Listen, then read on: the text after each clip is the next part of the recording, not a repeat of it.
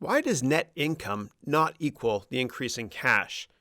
If we look at the income statement that we did 2 sections ago, we had $375,750 in net income. And if we look at the balance sheet that we did last exercise, the increase in cash from 2014 to 2015 is $200,000. So why the difference? What explains the increase in cash by $200,000?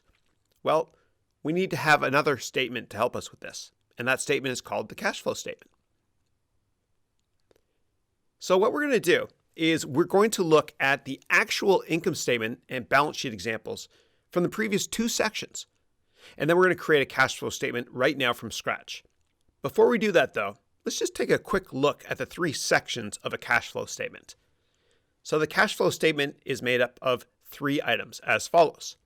Number 1, cash flow from operations. And this basically means stuff that has a duration of under 1 year, meaning stuff from the income statement and the balance sheet's current assets and current liability sections, except for debt. And I know that sounds like a lot, but basically, we're just going to look at the cash flow from operating our business for less than a year. Okay, so the income statement is always for a period of a year or less. And if you look at the current assets and current liabilities on a balance sheet, for the most part, those items all have a duration of less than 1 year. Okay, that's the first part of the cash flow statement, cash flow from operations. Remember, what we're trying to do here is to try to reconcile the difference between net income from the income statement and the change in cash from the cash flow statement. Okay, now what we do is we add cash flow from investing, and basically you go to long-term assets, and if we spent money investing in stuff like machines or land, then we're going to deduct that from our cash flow statement. So think of this always as cash in your pocket or cash out of your pocket. And remember a while ago I said that the income statement is a lie? Well, I was half joking because the income statement does not tell you the increase in cash. And neither does the balance sheet. The balance sheet will tell you the change from 1 year to the next in the cash balance, but it won't explain how to get that increase in cash. And that's why we're doing this exercise. That's why we're creating this cash flow statement.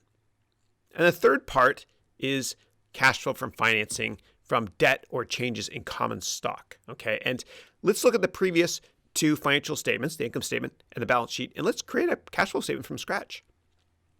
Okay, let's kick it off with cash flow from operations. What we do is we always get net income, right? Because what we're trying to do is we're trying to say why the income statement is not a good representative of the increase in cash that we have. Okay, so we get net income. And then what we do is we add back the non-cash items from the income statement. So take a look there on the right and tell me what is not cash. Depreciation and amortization. Okay, those are non-cash expenses. Right? So it's not fair. It's not a benefit that we get for an increase in cash. It just decreases our taxable base. Okay, so we added that back.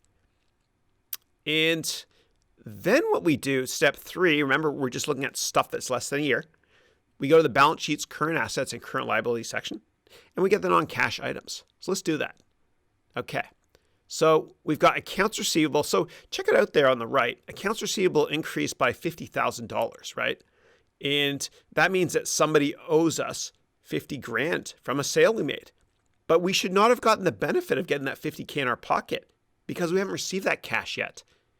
By the same token with inventory, we spent an extra 25 grand on it, so that should come out of our pocket.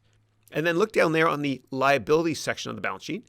Accounts payable went up $5,000. And that means that we have 5 grand more in our pocket because we haven't paid that amount yet. So let's add this now. Okay, so what we get is we deduct those first 2 items because that's cash out of our pocket.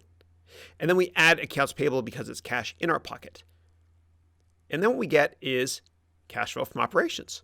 Okay, so we're done with 1/3 now of the cash flow statement. And really try to understand why this is the case. Don't just memorize this, please. Try to look through the financial statements and understand why this exists.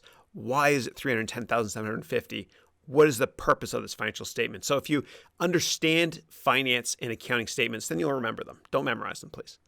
Okay, now we move on to step 2 of the cash flow statement, right? So we're going to look at cash flow from investing. We invested in stuff. like we bought machines or land, and that's cash out of our pocket. So let's check it out. So of course we get this from the balance sheet. So let's do this. So there we go. We've got land. We spent 10 grand more in the past year on land and 50 grand more on the machine. And so that becomes 60 grand. Okay, good. So we're getting there. We're 2/3 of the way there now. So we got one more thing to do in the cash flow statement, which is cash flow from financing, meaning if we got a loan or we had a change in common stock. All right, let's check this out. And so we get this from the liabilities and equity section. We can see that short-term debt went down. That's a good thing. We paid off debt, but you know what? That's $10,750 out of our pocket because we paid it back. Long-term debt went down by 100 grand. Again, it's good we're paying off debt, but that's 100 grand out of our pocket. And we issued $60,000 worth in new common shares. Let's just add all of that stuff up right now.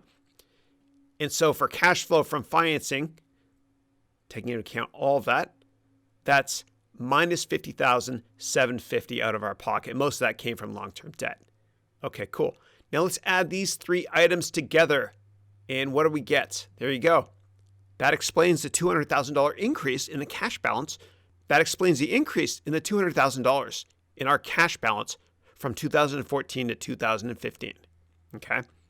And I'll show you what that looks like on the balance sheet. Right? So there you go. $200,000. That explains the difference.